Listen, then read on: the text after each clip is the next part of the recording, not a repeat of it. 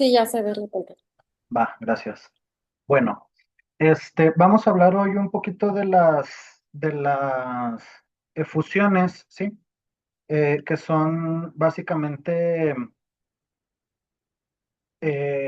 pues, las muestras de líquido. Ahora, vamos a hablar específicamente de tres tipos, ¿no? Que son la efusión abdominal, la efusión torácica y la efusión pericárdica, ya que hay otros líquidos que también se pueden analizar, pero son como un poquito diferentes en su naturaleza y también requieren manejos diferentes que ameritan como que hablemos de ellos por separado.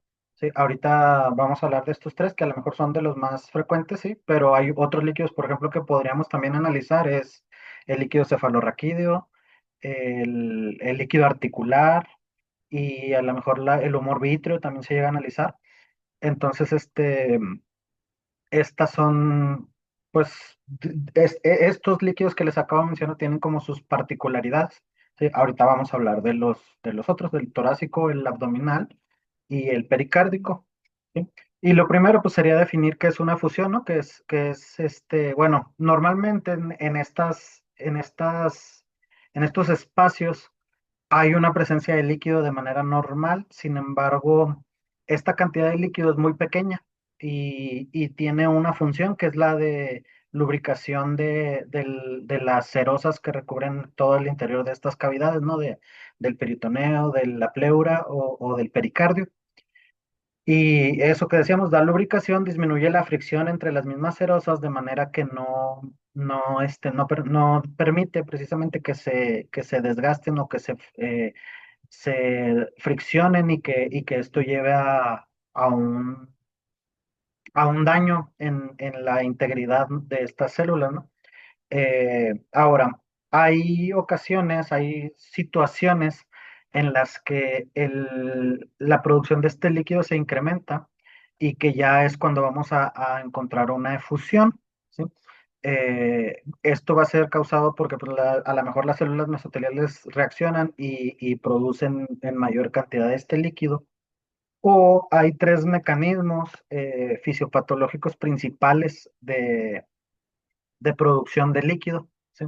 Estos tres mecanismos pues, son el aumento en la presión hidrostática, la disminución de la presión coloidosmótica u oncótica, depende de dónde lo lean, ¿sí?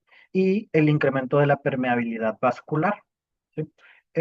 Primero hay que recordar que en el vaso sanguíneo va a haber un equilibrio o un casi equilibrio de presiones, ¿sí? En donde están interactuando constantemente la presión hidrostática y la presión coloidosmótica, y estas presiones son casi, casi iguales, es ligeramente pequeña una de ellas, que lo que genera es que haya de manera normal un flujo unidireccional de líquido, ¿sí? Entonces, bueno, nosotros tenemos como muy claro, que el aparato circulatorio pues es como un ciclo, ¿no? O sea, el corazón bombea la sangre, sale por un lado del corazón, da la vuelta a todo el sistema y regresa por el otro lado a través de un sistema venoso, ¿no? Sale por una arterial, regresa por un venoso. Y como que eso lo tenemos muy, muy bien establecido, pero hay que recordar que en el lecho capilar, el, e- este, esta sangre, pues una de las funciones que tiene es llevar tanto oxígeno como nutrientes a los tejidos y para eso necesita que haya una pérdida ligera del plasma, que es el que lleva los nutrientes, o de las células, ¿no? Que son las que llevan los eritrocitos, que llevan el oxígeno. Entonces eso nos indica que hay una presión un poquito mayor que va a ser mayor de la presión que va desde adentro del vaso sanguíneo hacia afuera y que va a generar que haya un escape de una cantidad muy pequeña de líquido hacia los tejidos, ¿sí? Y ese tejido o esa pequeña cantidad de líquido que se sale se recoge después por la vía linfática, ¿sí? Y a través de la vía linfática regresa a, a, a través del conducto torácico, ahí se junta con el seno venoso y vuelven a circulación sanguínea, entonces está como recirculando todo Y obviamente, pues este equilibrio de presiones hace que no haya problemas, ¿verdad? Que no se acumule, que no haya nada. Y eso es lo normal. Ya, ya hablando de cuando se empiezan a generar estos desbalances, pues puede pasar que haya un incremento de la presión hidrostática, ¿sí? Y eso va a generar un mayor flujo hacia afuera del líquido desde los vasos sanguíneos, o que haya una disminución de la presión oncótica, esto casi siempre va ligado a hipoproteinemia, hipoalbuminemia específicamente, que va a generar lo mismo. Entonces, independientemente de si es un incremento de la presión hidrostática o una disminución de la presión oncótica, vamos a tener que este equilibrio se pierde y que va a empezar a salir más líquido de lo normal. En el tejido, pues va a causar edema, sí, pero en las cavidades va a causar la efusión, va a causar que ese líquido se acumule en las cavidades y que lo veamos como la presencia de una efusión, ¿no? Y y dentro de las causas, por ejemplo, del incremento de la presión hidrostática, pues es cualquier cosa que haga que incremente la presión, ¿sí? Desde congestión sanguínea, hiperemia, compresión localizada, obstrucción, enfermedades cardíacas, hipertensión portal, hipertensión pulmonar, etcétera, ¿no? U obstrucciones localizadas, por ejemplo, en un vólvulo gástrico, vólvulo intestinal, torsión de útero, cualquiera de esas que generan también localmente una obstrucción del flujo sanguíneo, pues va a incrementar la presión en esa zona y va a hacer que el líquido salga. Entonces, todas estas son causas, ¿no? Y lo que va a generar, pues, es un trasudado en todos los casos. Y dentro de los trasudados tenemos dos tipos de trasudados. Ahorita hablaremos de la clasificación de los líquidos, pero los que son pobres en proteínas y los que son ricos en proteínas, ¿sí? Generalmente, pues, van a ir de la mano de los incrementos de la presión hidrostática, van a ir los que son ricos en proteínas y por el contrario, los que son pobres perdón, al revés, pobres en proteínas del incremento de la presión hidrostática y ricos en proteínas los demás. Entonces, la causa de la disminución de la presión oncótica, pues decíamos que era la hipoalbuminemia y la hipoproteinemia en general y principalmente la hipoalbuminemia al ser la albúmina, pues, la proteína más predominante, ¿no? En el plasma. Eso es lo que le da como tanta importancia. Ahora, el tercer mecanismo va a causarnos un exudado porque esto ya es un origen inflamatorio. Y aquí lo que sucede es que hay algo que causa inflamación y pues se empieza toda la cascada de la inflamación y esto lo que va a ocasionar o lo que va, sí, pues, la respuesta normal del organismo va a ser la liberación de, de, de factores mediadores de inflamación, ¿no? De leucotrienos, tromboxanos, interleucinas, factor de necrosis tumoral, un montón de sustancias que no vamos a ahondar mucho en ello, pero que están todas involucradas y que algunas lo que van a hacer es pues llamar células para que vayan a atacar el agente dañino, otras van a ocasionar congestión en la zona, otras vasodilatación y congestión, otras van a causar que haya un cambio en el endotelio vascular y que se abran poros entre el endotelio, aumente la permeabilidad y que haya espacio para que pasen cosas más grandes que solamente el líquido e incluso pues van a empezar a poder pasar células y aquí en este tipo de fusiones pues vamos a encontrar celularidades altas, no solamente presencia de proteínas y de otras cosas, ¿no? Entonces estas tres son los mecanismos principales por los cuales eh, podemos encontrar efusiones que incrementen la presión hidrostática, que disminuya la presión oncótica o que haya algo inflamatorio que lo que va a hacer es aumentar la permeabilidad de los vasos sanguíneos y por ende pues va a haber un mayor escape o una mayor pérdida tanto de sustancias como de células, ¿sí? Y aquí pues, las causas son inflamatorias, desde bacterianas, parasitarias, virales, micóticas, etcétera, sí, cualquier tipo de inflamación traumáticas también puede ser, ¿no? Y inmunomediadas, la que sea inflamatoria, pues va a ocasionar aquí este, este tipo de fusión. Y esto pues es de importancia porque de acuerdo al tipo de fusión que nosotros vayamos encontrando, ¿sí? Pues vamos a tener en la cabeza posibles diagnósticos diferenciales. Primero, mecanismos involucrados y de acuerdo a ese mecanismo, pues diagnósticos diferenciales que establecer o al menos órganos a los que nosotros tengamos que dirigir las pruebas para poder nosotros confirmar o descartar eh, situaciones, ¿no? Patologías específicas. Entonces, conociendo estos tres mecanismos, pues es como la base o el fundamento fisiológico de, de por qué yo debería de analizar un líquido cuando mi paciente lo presenta. En cuanto a la colección de muestras, pues aquí les puse un ejemplo de la toracocentesis. Sin embargo, pues hay que revisar la técnica dependiendo del tipo de líquido que nosotros vayamos a tomar. Generalmente la técnica siempre debe ser al nosotros ingresar a una cavidad o funcionar una cavidad, debemos de intentar que la toma de la muestra sea hecha de manera aséptica, ¿sí? Y pues funcionar el sitio anatómico más adecuado al tipo de presentación que tenga nuestro paciente, ¿no? Si es abdominal, pues habrá, y depende si es macho o es hembra, el sitio de punción variará. Y en cuanto al tórax, también va a variar dependiendo de si la efusión es unilateral o bilateral, sí, porque hay efusiones que se llegan a presentar nada más en una parte del tórax, en una mitad del tórax, y entonces el abordaje pues tendrá que ser por ese lado. Sí, aquí pues nos ayudamos generalmente de pruebas de imagen, sí, la mayoría de los centros veterinarios ya cuentan con ultrasonido disponible y es relativamente sencillo encontrar encontrar los puntos donde se puede evaluar la presencia de líquido.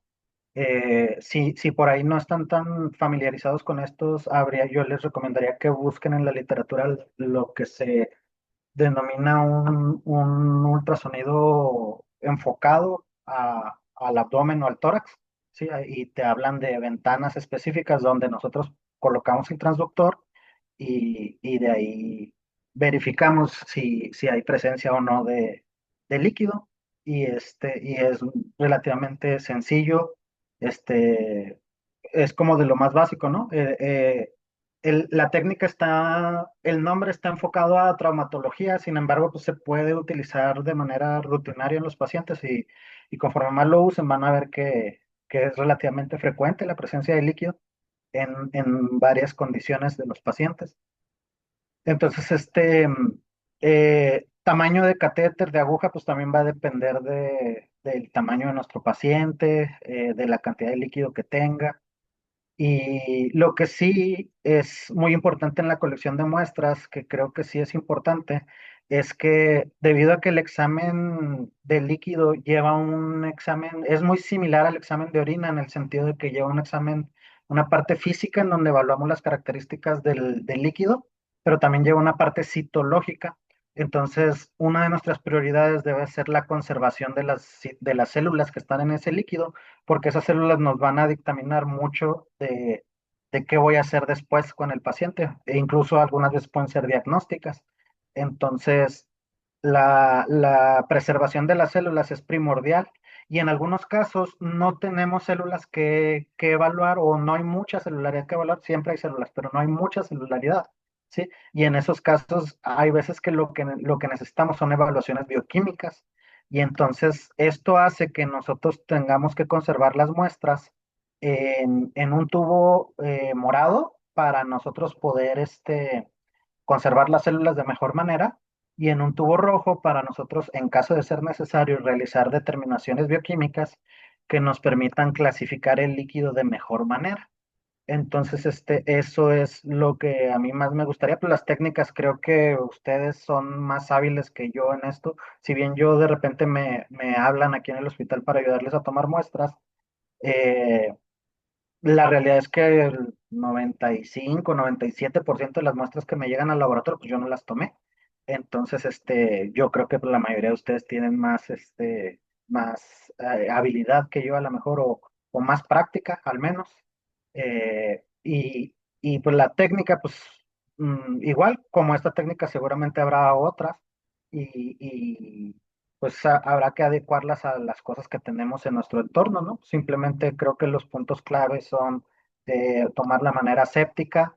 También hay que considerar que en algunos casos estas muestras de líquidos tienen un origen bacteriano o micótico y es necesario mandarlas a hacer cultivo bacteriano, entonces, o PCR o lo que quieran. Y entonces tomarlas de manera aséptica también te asegura la esterilidad de la muestra, que te dé un resultado confiable cuando tú recibas tus resultados de dichas pruebas, ¿no? Que no vaya a ser porque la tomaste en condiciones insalubres y que pues de repente te dé positivo el cultivo, pero porque pues ni siquiera rasuraste al perro, ¿no?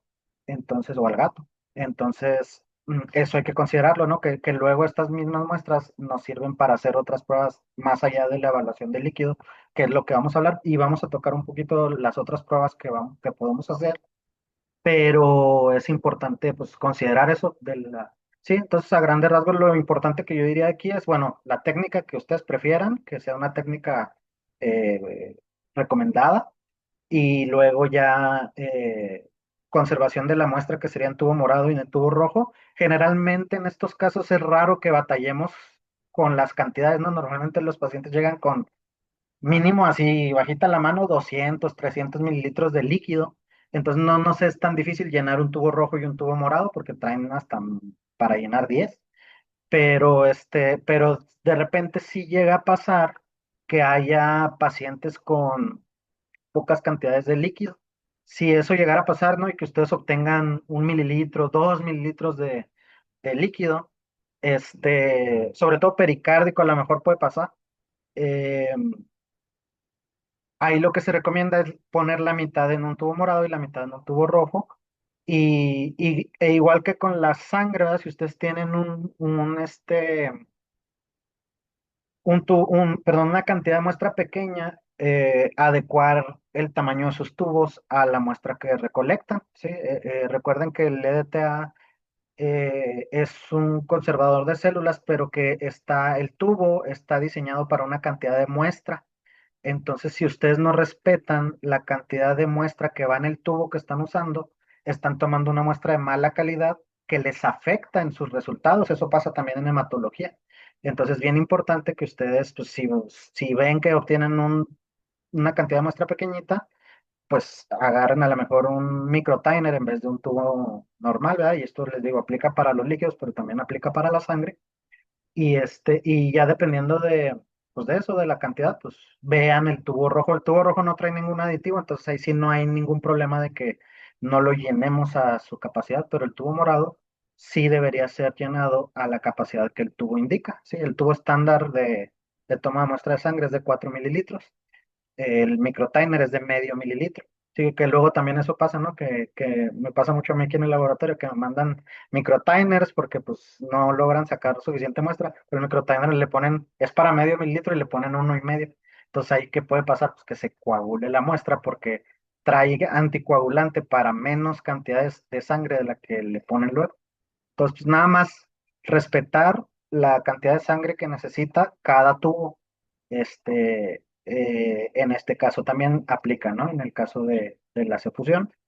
Y ¿qué otra cosa que a lo mejor no puse aquí que es importante en la colección? Es que los líquidos tienen una vida útil, varía dependiendo del tipo de líquido. La verdad que es diferente si es un exudado, que si es un trasudado, que si es rico en proteínas, que si es pobre en proteínas, pero en promedio se maneja un tiempo de vida en refrigeración de hasta 12 horas. ¿Sí? Entonces todos los líquidos deberían ser procesados el mismo día que se toman. Este, y en congelación depende del tipo de líquido. La celularidad, por ejemplo, no se conserva si ustedes congelan la muestra. Entonces, si tuvieran, por ejemplo, un paciente, que esto es lo clásico, que ya van a cerrar y pues ya no hay laboratorio abierto, si tuvieran y pues llega el paciente así grave, ¿verdad?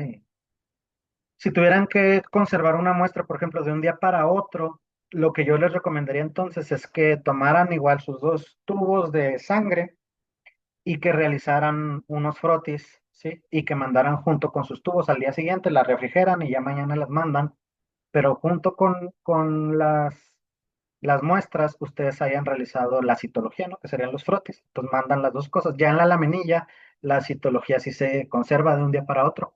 Entonces al día siguiente mandan sus tubos y mandan sus laminillas y son viables para el resto de la evaluación, tanto física como química.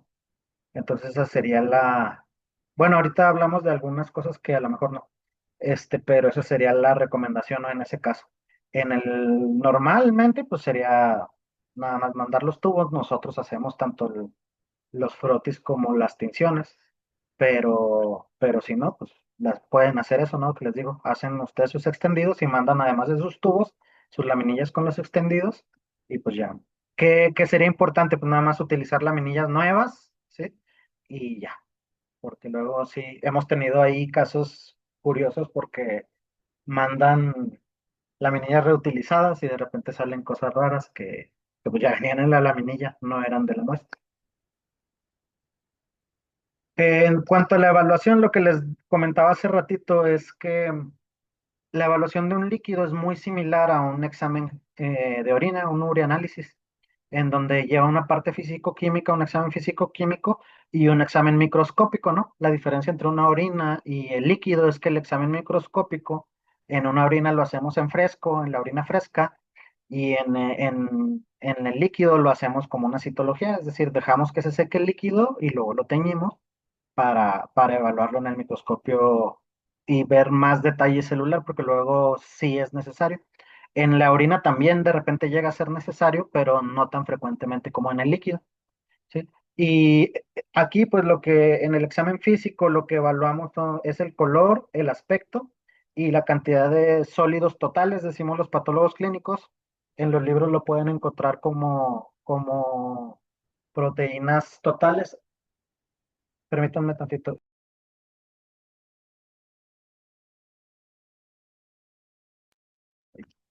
En los libros lo podemos encontrar como proteínas totales, ¿no? Nosotros decimos sólidos totales porque por refractometría, que es el método que utilizamos, no es un método específico para medir proteínas. Entonces hay algunas otras cosas que pueden alterar este, este resultado que no necesariamente son proteínas. Entonces, por eso nosotros los patólogos clínicos decimos sólidos totales, porque creemos que es más exacto el término, o sea, más general, pues, el término, pero no cometes el error de solamente encasillar a proteínas, ¿sí? Entonces, lo normal, bueno, es que en realidad no hay un líquido normal, no, lo normal es que no haya tanto líquido. Entonces, de las coloraciones que podemos encontrar es que sea incoloro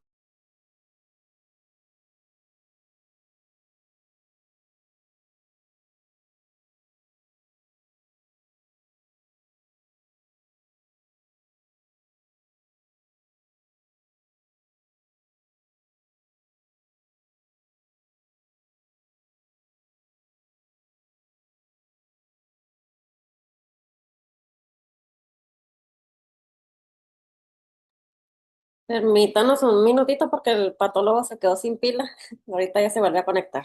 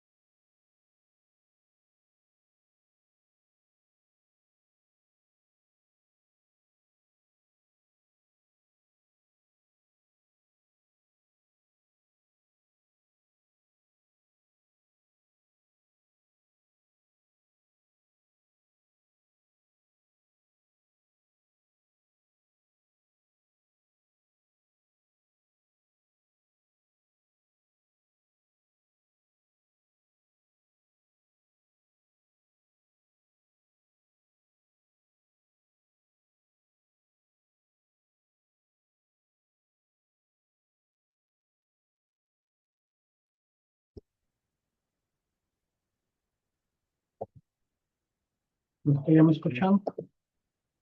Perdón, es que se me acabó la batería, pero no me hizo la computadora. No me di. ¿Ya ven ahí mi Sí, ya, presentación? ya se ve. Va. Entonces decíamos que coloraciones, que lo normal sería que pues, no hubiera líquido, pero ya que lo hay, podemos encontrar coloraciones desde rojizas, amarillentas, histéricas, blanquecinas o incoloras, ¿sí? Esos serían como las que se encuentran normalmente, bueno, no normalmente, frecuentemente, pero que se encuentran. Y el aspecto es la turbidez que puede llegar a tener este líquido, que tanto el color como la turbidez nos van hablando de cosas que pudieran indicarnos el origen ¿cómo se llama? Del líquido, ¿sí? En donde pues un líquido incoloro es más frecuentemente visto y un líquido rojizo pues podría indicar alguna presencia de eritrocitos, ¿sí? Y dependiendo qué tan rojizo sea, podría llegarnos a hacer sospechar de que el origen de la fusión sea hemorrágico, ¿no? Que hay una hemorragia interna que está ocasionando la, la pérdida de ese líquido o la acumulación de ese líquido. Coloraciones blanquecinas que generalmente van de la mano de que se encuentren una de dos o altas celularidades o que se encuentren linfa, lípidos dentro del líquido. Ictericia, que pues, nos puede indicar ya sea que el paciente está ictérico, como recuerden que el líquido al final de cuentas es un filtrado del plasma. Si el plasma está ictérico, el líquido va a estar ictérico, pero también puede indicarnos un origen biliar específicamente, ¿no? Hay causas, por ejemplo, una ruptura de la vesícula biliar o traumas que rompan el parénquima hepático puede ocasionar liberación de este líquido sí, pues de bilirrubinas hacia el líquido y que nosotros veamos el líquido amarillento. En la orina, pues, si hay rotura de vejiga, también puede ocasionar un líquido que es amarillento porque es orina prácticamente lo que estamos viendo. ¿Sí? Y la turbidez o la transparencia de este líquido también generalmente va a ir de la mano de dos posibles cosas. Una podría ser alta celularidad. Entre más turbio ese líquido, generalmente tiene mayor concentración de células. O la otra podría ser que tuviera lípidos, ¿sí? Que entre más turbio sea, tenga mayor concentración de lípidos. Entonces, desde que nosotros vemos el líquido que lo obtenemos, ya podemos ir como estableciendo posibilidades sobre cuáles pueden ser las posibles causas de la presencia de ese líquido, ¿sí? Y también nos va a ayudar a determinar si vamos a necesitar hacerle determinaciones bioquímicas, que vaya, gran parte del examen físico-químico del líquido lo pueden hacer ustedes en la clínica de manera rápida, de manera urgente, digamos. Pero ya si necesitan determinaciones bioquímicas, es probable que sí necesiten un laboratorio, a menos que ustedes tengan laboratorio en su centro de trabajo y también que el equipo que tengan permita analizar líquidos, porque no todos los equipos lo permiten. O luego también sucede que hay equipos que funcionan como por paquete, sobre todo los que funcionan con discos, eh, pues te hacen toda una química que ya viene predeterminada en esos discos y pues te van a hacer todo lo que, o sea, tú le vas a meter la muestra y te van a generar todos los analitos. No tiene nada de malo, sino que muchos de esos pues, no te sirven. Específicamente los que se llegan a medir son las proteínas, la albúmina, los triglicéridos y el colesterol, las bilirrubinas, la creatinina, los electrolitos, la lipasa, que esto de la lipasa no se hace como muy de rutina, pero hay un par de artículos que sugieren que encontrar altas concentraciones de lípidos en el líquido, perdón, de lipasa en el líquido, este, puede ayudar al diagnóstico de pancreatitis, cuando la pancreatitis es el origen del líquido, ¿sí? Y esto lo recomiendan generalmente. Lo han hecho tanto con lipasa normal como con lipasa específica canina. Igual que como pasa en sangre, la lipasa específica canina es es una mejor determinación para específicamente la lipasa que es de origen pancreático y sirve más Sin embargo, en ambas se ha encontrado una relación de que está más incrementada que en sangre, al menos 2 a 3 veces arriba, en comparación con su valor en sangre. Entonces, si nosotros tenemos el valor en la sangre y lo comparamos con el del líquido, en los casos de pancreatitis vamos a tener pacientes con lipasa pancreática, ya sea la normal o la específica canina, a incrementados, ¿no?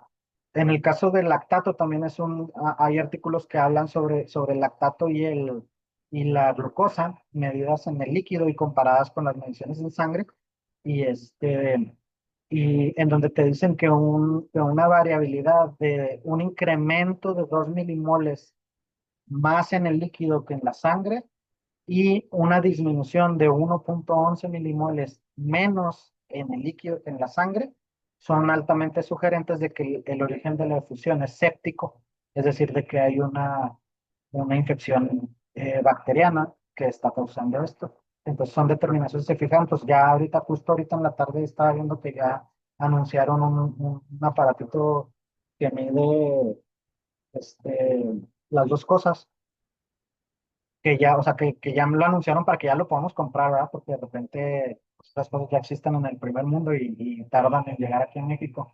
Pues ya ahorita, justo en la mañana vi que uno de mis proveedores me mandó la promoción.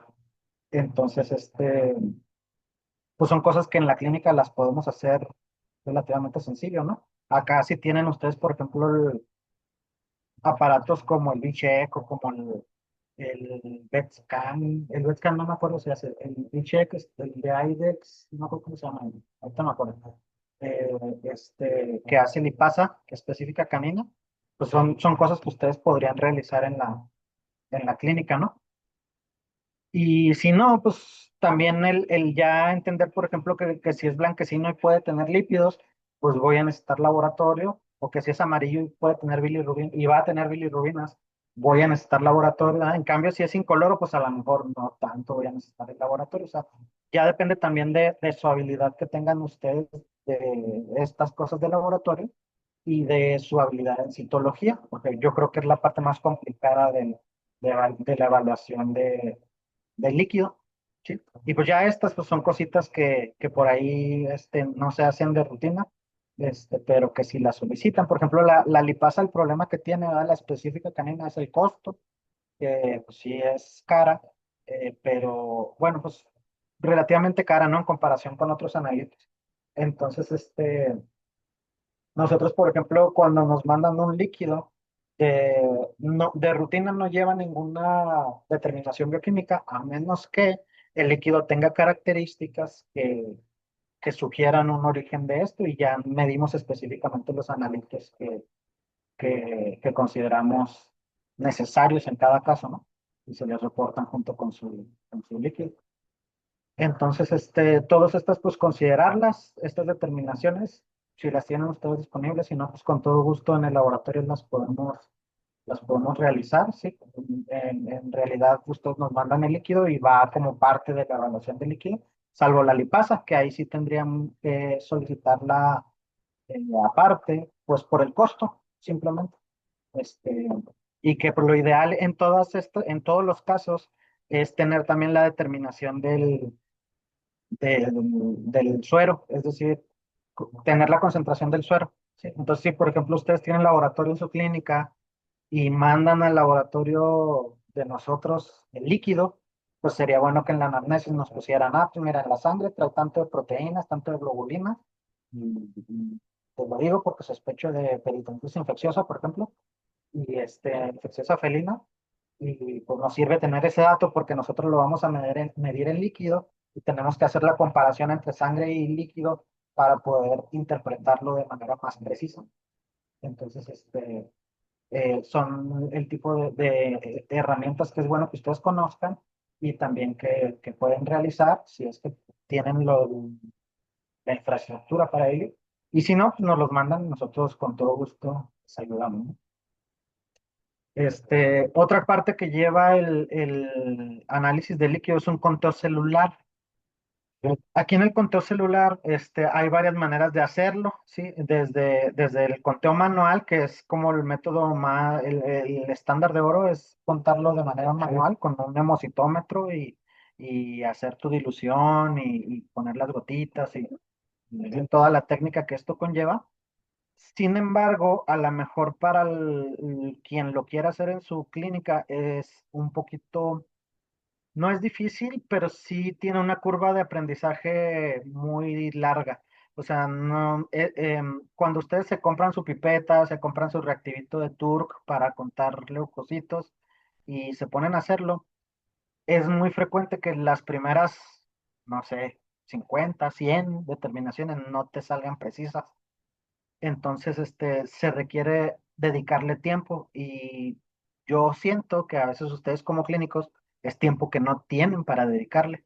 Entonces, creo que el conteo manual, pues salvo que ustedes, si alguien estuviera interesado, con todo gusto le podamos enseñar a hacer conteos manuales, sí, pero requiere mucha práctica para que te salga preciso. Y si de repente haces uno y no vuelves a hacer uno en un año, se va perdiendo como esa habilidad de llenar la pipeta correctamente, de hacer la dilución correcta, de muchas cosas, de identificar las células.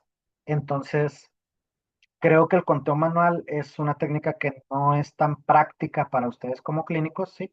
Nosotros en el laboratorio las llegamos a utilizar dependiendo de situaciones que puedan ocurrir con la muestra o de lo equipado que esté el laboratorio, ¿sí? Pero lo que más hacemos, la realidad es que hacemos un conteo automatizado, ¿sí? Y el conteo automatizado lo hacemos igual con el analizador de hematología, metemos la muestra como si fuera de sangre y nada más le hacemos caso al conteo de leucocitos.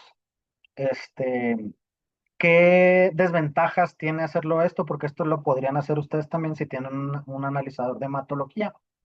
La desventaja que tiene esto es que dependiendo del método por el que trabaje tu equipo, bueno, primero, no todos los equipos permiten este tipo de muestras. Hay que checar el manual y verificar si mi equipo permite o no otra muestra que no sea sangre. La mayoría lo hacen, ¿eh? La mayoría lo hacen, pero de repente sí puede haber algún equipo que no, y pues chequenlo antes de meterla, no vayan a echar a perder su equipo. Y y la otra es que dependiendo del método por el que su analizador mida, la mayoría de los analizadores miden por impedancia y los analizadores que miden por impedancia en realidad no cuentan leucocitos, sino que cuentan células nucleadas y no distinguen entre la célula nucleada, entre lo que pueda ser nucleado y no nucleado. Sí, esto pasa también en hematología, por ejemplo, en pacientes que tienen eritrocitos nucleados en hematología, el conteo de leucocitos se sobreestima porque los eritrocitos nucleados los cuenta como si fueran leucocitos, porque pues el analizador no entiende que de repente hay eritrocitos inmaduros que todavía tienen núcleo y los cuenta todas las nucleadas como si fueran leucocitos. Entonces eso nos va a incrementar los conteos, ¿no? Y acá va a pasar algo similar, porque en el líquido pues podemos encontrar células nucleadas que no necesariamente sean leucocitos y que nos van a sobreestimar el conteo y que para eso sirve la citología, para nosotros confirmar o verificar qué tipo de célula es la que está involucrada en ese conteo de leucocitos, ¿sí? En hematología, pues se hace un ajuste ahí, igual se revisa el frotis y se hace un ajuste. No sé si han visto por ahí reportes de hematología que les hayamos entregado en donde dice corregido en el conteo de leucocitos. Y eso es porque tienen eritrocitos nucleados que nosotros sabemos que el analizador los contó como leucocitos. Nosotros en el frotis vemos qué proporción de esos eritrocitos nucleados hay y hacemos un cálculo para corregir ese error que tiene el analizador, ¿sí? Entonces, eso hay que tomarlo en cuenta tanto en los líquidos como en hematología, ¿no? Y bueno, si bien es una manera sencilla y que algunos de ustedes podrán hacerlo si tienen un analizador automatizado, este, pues también entiendo que no está en todas las clínicas, ¿no? Y de hecho por eso nos mandan las muestras, porque no tienen uno. Entonces, otra manera que se puede hacer es una estimación en el frotis, ¿sí? Entonces yo tendría que hacer un frotis como si fuera un frotis de sangre, un frotis terminal se llama, en el objetivo de 40 por, contar 8 a 10 campos y contar todas las células que yo vea, las células que no sean eritrocitos, ¿no? Y contarlas y luego multiplicarlas por 2.0. Ah, perdón, en 8 o 10 campos contarlas, luego sacar un promedio. Es decir, si yo conté 300 células y 10 campos, pues 300 entre 10, 30 células por campo, ¿no? Y luego ese ya lo multiplico por 2 y ya me da el valor por 10 a la 9 por litro. Entonces, ya que tengo ese valor, pues ese valor es el con el que voy a trabajar, ¿no? ¿Cuáles posibles errores hay en esta técnica? Pues yo diría que lo más difícil de todo es que tengamos un frotis bonito, ¿verdad?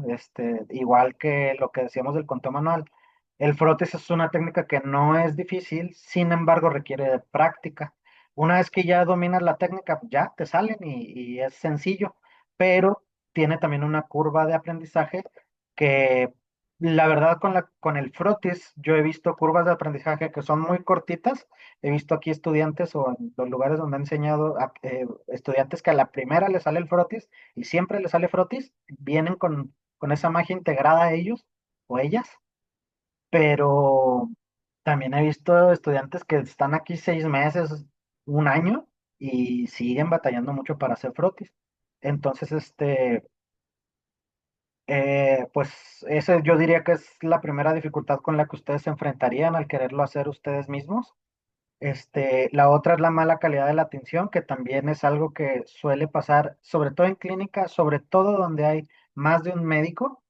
Las tinciones suelen ser un desastre. O sea, para empezar, suelen utilizarlas para todo lo que se puede hacer en la clínica, desde citología de oídos, citología fecal, alguna cosita de piel, alguna cosita vaginal, alguna cosita de... Y entonces suelen tener tinciones que están súper contaminadas con mil cosas. Otra cosa que suele pasar mucho es la dilución que se hace de meter paso uno, paso 2, paso 3. Generalmente el paso 3 lo resiente mucho y poco a poquito va tiñendo menos. Entonces, de empezar necesitando meterlo 5 segundos, de repente ya dejas ahí la laminilla, te vas a tu casa y regresas al día siguiente y sigue sin teñirse. Entonces, esto de la calidad de la tinción creo que también es algo que pues con la práctica se va mejorando, ¿sí? Y por lo que les decía, la habilidad que tengan en citología, ¿no? Desde identificar células básicas como las de la sangre hasta identificar cosas más complejas, que ahorita veremos algunos ejemplos, pero yo creo que lo más difícil son las células mesoteliales, porque las células mesoteliales, que son propias de las serosas, de las capas serosas, pleura, peritoneo y pericardio, pueden tener morfologías muy variables que van desde ser muy bonitas hasta verse asquerosamente, tener mitosis y parecer el demonio y ser normales. Entonces, yo creo que las células mesoteliales son muy complicadas incluso uno como patólogo de repente, híjole, es que ahí anda uno viendo cómo redacta el reporte porque llegas a verlas tan feas que te hace dudar si no son neoplásicas y hay una neoplasia de células mesoteliales que es muy poco frecuente en los perros y en los gatos pero que está reportada y que de repente pues, no sabes y generalmente uno saca el reporte así como que pues podría ser y luego lo mandan todavía a histopatología. Yo tuve alguno por aquí hace poquito, lo mandamos a histopatología y también el anatomopatólogo no se animó y podría ser un mesotelioma. Entonces esa yo creo que es la mayor dificultad que tiene el analizar células de líquido. En otros casos no, ves y dices, veo aquí una bacteria y esto es infeccioso, sí o sí. Entonces, ya depende como de la habilidad que ustedes tengan, ¿no? Como dicen siempre, operador dependiente.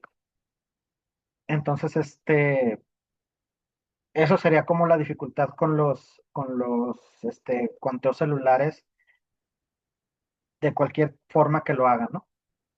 Los sólidos totales, decíamos, los medimos por refractometría y son muy similares las concentraciones a proteínas, pero hay otros componentes como la urea, el colesterol, la glucosa, los triglicéridos, que pueden, sobreestimar ese valor, por lo tanto no todo lo que medimos en refractometría son proteínas y eso hay que tomarlo en cuenta, ¿sí? Y la técnica pues es la misma de cómo medimos las, las, la densidad urinaria en la orina. Con el refractómetro colocamos una gotita en un refractómetro limpio, calibrado, ¿sí? Acuérdense que para calibrarlo hay que ponerle primero agua destilada, hacer la medición y nos tiene que dar en el puro uno, que es la base de la escala que trae, de una de las escalas que trae. Tiene que estar en el uno ahí, si no, tira ahí un tornillito que tú puedes ahí manipular para hacer que baje o suba la calibración.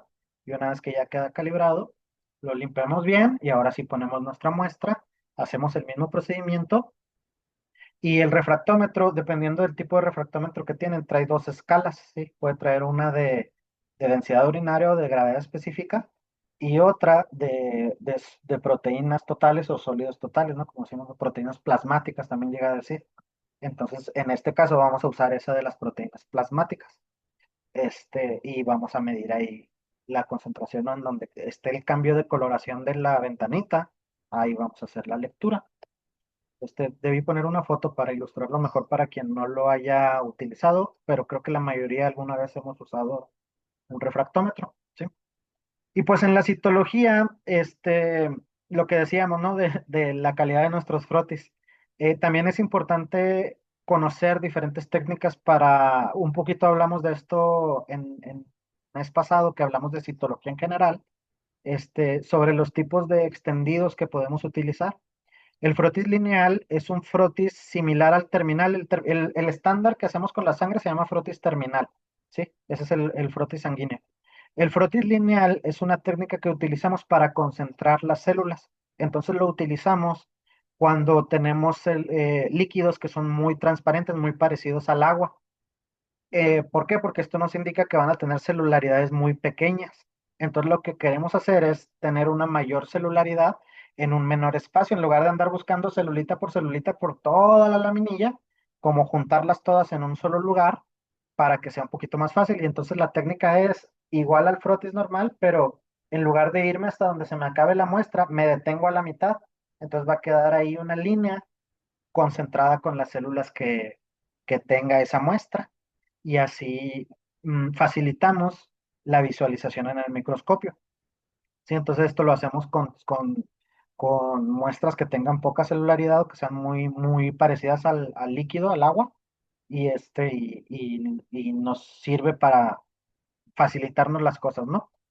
Eh, Incluso en muestras que tengan muchísima, muy poca celularidad, pasa de repente que haces tu frotis lineal y de todos modos no ves muchas células, puedes hacer algo similar a la orina, ¿no? Que es centrifugarla, y del botoncito que se hace es quitarle sobrenadante y el botoncito que se queda, volverlo a homogenizar, pero con una cantidad menor de líquido. Entonces ahí en la centrífuga o sea, lo que haces otra vez es concentrar, ¿sí? La misma cantidad de células, pero en menor cantidad de líquido, y luego le haces un frotis lineal. Entonces, doble técnica de concentración, ¿no? Una es la centrifugación y otra es el frotis lineal que nosotros haríamos y eso te ayuda a tener una mayor posibilidad de evaluar una mayor cantidad de población celular que te permita pues establecer un mejor diagnóstico. En unas circunstancias normales pues utilizaríamos la técnica normal, la de frotis terminal. En la mayoría de los líquidos yo creo que utilizaríamos esto para que podamos ver las células lo suficientemente distribuidas que nos permita evaluar su forma. Sí, porque de repente si tiene mucha celularidad y yo le hago un frotis lineal, están como muy juntas las células y no se logra apreciar adecuadamente su forma y nos dificulta el diagnóstico. Sí, esto es ir ahí como aprendiendo a cuándo hago qué, y esto es práctica, ¿no? ¿Sí? ¿Qué otras pruebas podemos realizar? Pues podemos realizar cultivos bacterianos, micóticos, ya habíamos hablado de esto, PCRs para estas mismas bacterias u hongos, parásitos, eh, serologías, ¿sí? Y prueba de Ribalta, que la prueba de Ribalta está indicada en pacientes sospechosos de peritonitis infecciosa felina, están las guías de diagnóstico. Sin embargo, sí algo que yo les quisiera comentar es que la prueba de Ribalta es una prueba que no es específica de peritonitis infecciosa. Es decir, cuando da positivo, no solamente los pacientes que tienen peritonitis infecciosa van a dar positivos, ¿sí?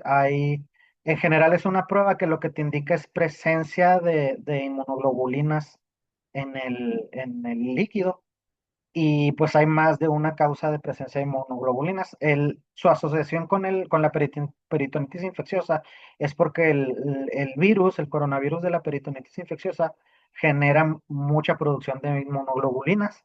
Entonces, suele estar relacionado, ¿no? A que tenga peritonitis infecciosa, pero no es la única causa de que un paciente dé positivo a Ribalta. Entonces, esto nosotros denominamos como una prueba de aproximación diagnóstica porque no, su positividad, vaya, no te asegura que el paciente tenga la infección, ¿sí? Te asegura que tiene muchas inmunoglobulinas. ¿Para qué? Pues ahí sí vaya esto a ver. Ahorita hablamos un poquito de PIF. Este, y por la evaluación microscópica, ¿no? Del líquido, en donde pues podemos ver células inflamatorias, células no inflamatorias. Esto sería la primera distinción que, igual que en la citología, es lo primero que hay que hacer, ¿no? Distinguir entre si mi población celular es o no es inflamatoria. Y en base a esto, pues, como tomar, incluso hay algunos libros que te presentan unos diagramas de flujo de que si tiene más de tanta célula, vete por acá. Si tiene menos, vete por acá. Si tiene más, ¿son neutrófilos o no son neutrófilos? No, pues que sí. Ah, pues lo tuyo es un escéptico, perdón, es inflamatorio. Ah, no, pues que no. ¿Son macrófagos? No, pues que tampoco. ¿Son neoplásicas? Entonces ya te van así como guiando y son útiles ese tipo de diagramas de flujo. Sin embargo, no resuelven todas las preguntas que te puede generar un líquido. Este, eh, pero bueno, eso sería lo primero, ¿sí? Y dentro de las inflamatorias, pues, ¿qué tipo de población predomina? Si predominan los neutrófilos, los macrófagos, los linfocitos, los eosinófilos o los basófilos. Esto es importante porque te va ayudando a establecer posibles causas. Igual que desde que veíamos la- las características físicas del líquido, cuando vemos las características celulares, también te va ayudando a ir buscando cosas, ¿sí? En algunos casos, por ejemplo, las infecciones parasitarias suelen ser más frecuentes las efusiones eosinofílicas, ¿sí? No son todas, pero la mayoría van a tener una efusión eosinofílica, ¿sí? Las infecciones bacterianas suelen ser más los neutrófilos. Entonces, si de repente yo veo muchos neutrófilos, el siguiente paso es buscar bacterias, ¿sí? Si yo veo muchos eosinófilos, el siguiente paso es buscar u hongos o parásitos. Entonces, te va ayudando como a dirigir tus esfuerzos a la hora de evaluar la citología, ¿sí? En cuanto a las células no inflamatorias, pues hay células que son normales, ¿sí? Las mesoteliales, que pueden estar normalitas o pueden estar reactivas, y les digo que en la reactividad pueden incluso parecer neoplásicas, que sería la otra forma, ¿no? Y aquí yo es donde digo que pues se complica, ¿no? Porque a lo mejor la mayoría de nosotros creo que las células de la sangre las sabemos medio identificar en el microscopio, pero ya acá se va poniendo un poquito más difícil. Depende de qué tan parecidas al libro estén, ¿no? Y agentes infecciosos que pudiéramos encontrar, que ya pues serían diagnósticos directos, ¿no? Bacterias, parásitos, hongos. Otras cosas que podríamos encontrar, cristales, por ejemplo, en casos de ruptura de vejiga, podemos encontrar la celularidad similar a la orina. Pues podemos encontrar todo lo que encontrarías en una orina, lo encontrarías ahí, ¿no? Pigmentos, en el caso, por ejemplo, de fusiones hemorrágicas,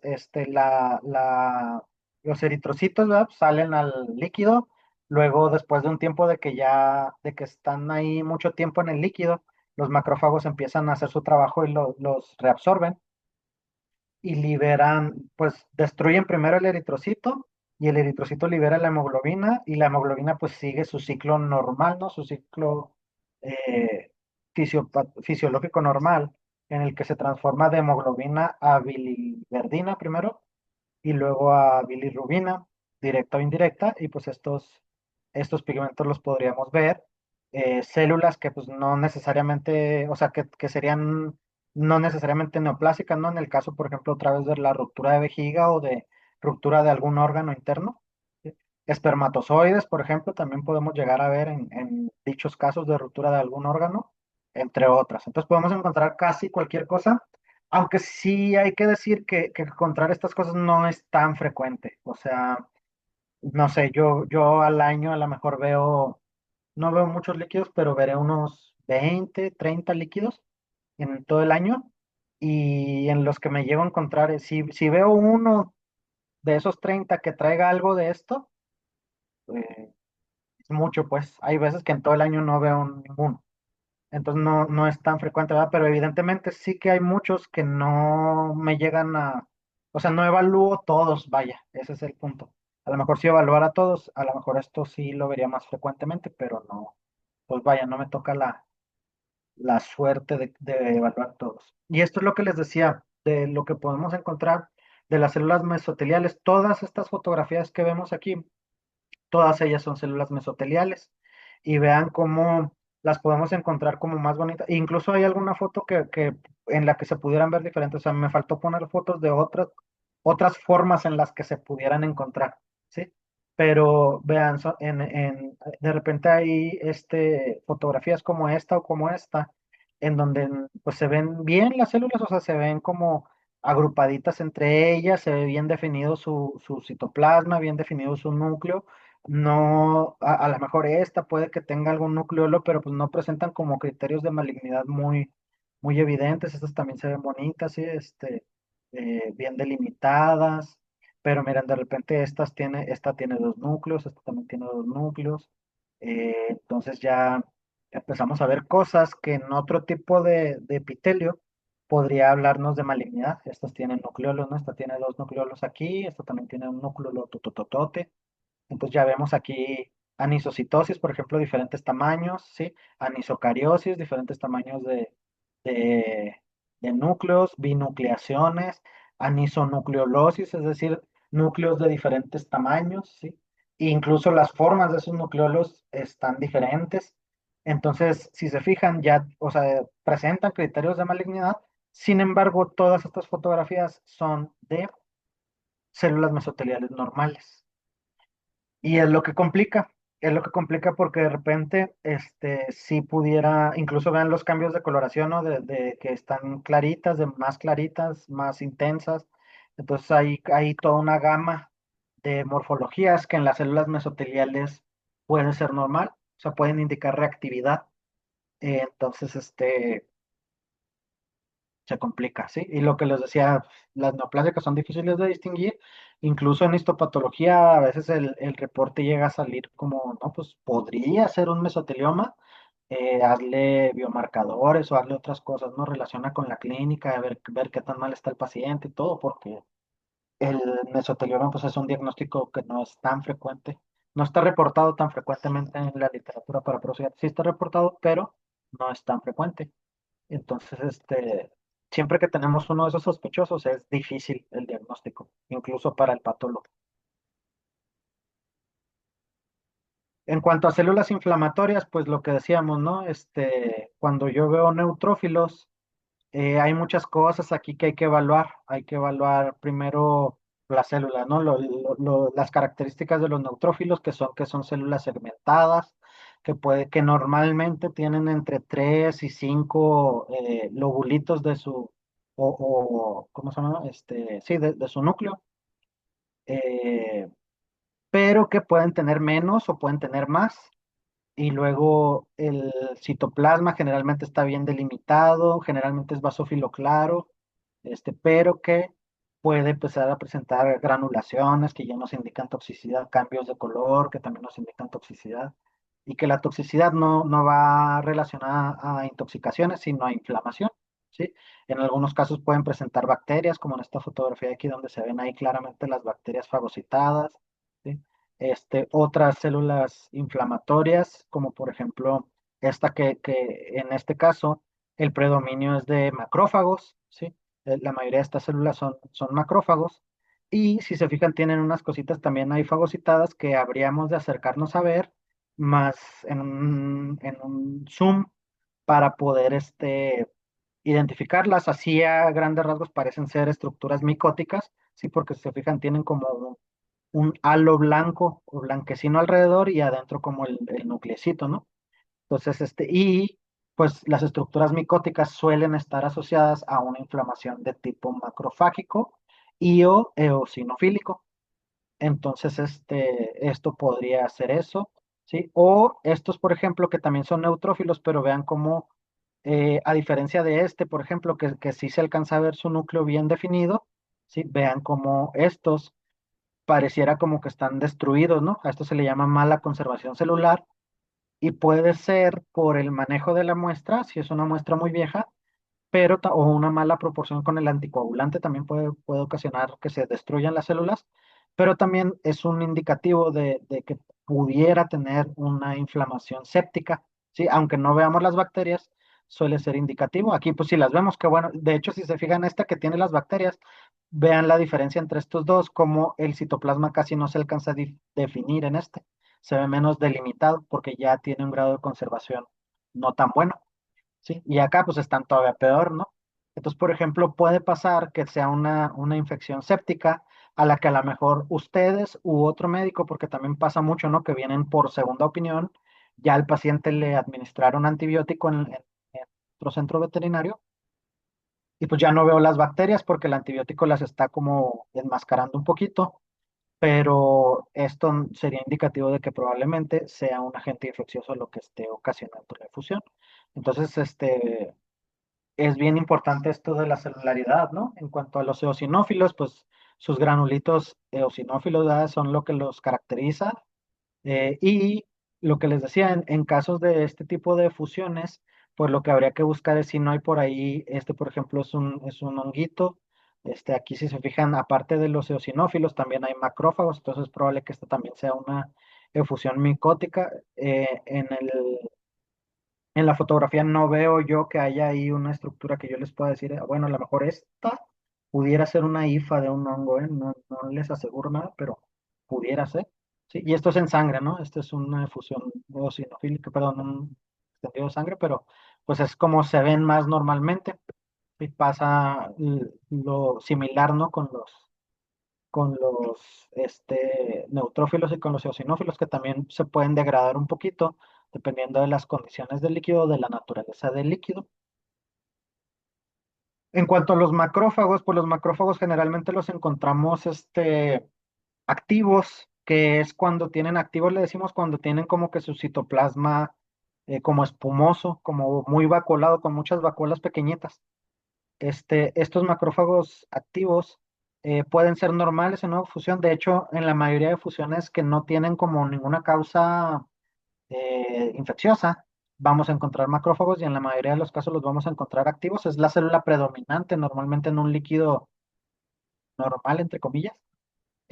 Pero sí que si los encontramos en cantidades muy altas, pues lo que sigue es buscar agentes infecciosos, ¿sí? Y lo más frecuente es que se asocien a hongos, ya habíamos hablado de esto. También los podemos encontrar en efusiones, por ejemplo, en efusiones hemorrágicas crónicas, cuando ya tiene un rato que pasó la hemorragia. Los macrófagos, ahorita hablábamos, ¿no? De que se empiezan a comer los eritrocitos, entonces en la efusión puedes encontrar estos macrófagos ahí y a veces hasta ves el eritrocito ahí en el citoplasma de que se lo están fagocitando. Leucocitos también pasa que estén fagocitando y algunas otras cosas, ¿no? Como por ejemplo en esta microfotografía de acá, donde no sé si alcanzan a apreciar como estos lineecitas incoloras que son. Estas son bacterias también, pero son un tipo de bacterias específicas, ¿no? Que son las micobacterias. Las micobacterias, por el tipo de cápsula que tienen en su membrana o alrededor de su membrana, no se tiñen. Entonces, cuando uno hace las tinciones de rutina, se ven como nosotros le decimos tinción negativa. O sea, son negativos a la tinción. No se tiñen y se ven nada más como los huequitos donde están. Entonces, al ver esta imagen, pues lo que hay que hacer es una tinción especial, que es una tinción para bacterias ácido alcohol resistentes, generalmente Ciel-Nielsen, y aquí ya se evidencian los bacilos, ¿sí? Hongos, etcétera, ¿no? Lo pudiéramos encontrar.